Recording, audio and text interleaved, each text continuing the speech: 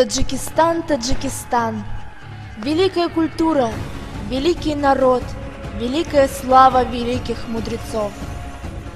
Таджикистан – государство Юго-Восточной Средней Азии. Таджики первыми создали независимое государство на территории Средней Азии – империя саманидов, территория которого начиналась от гор Кавказа до лесов Индии, от пустынь Казахстана до полей Ирана.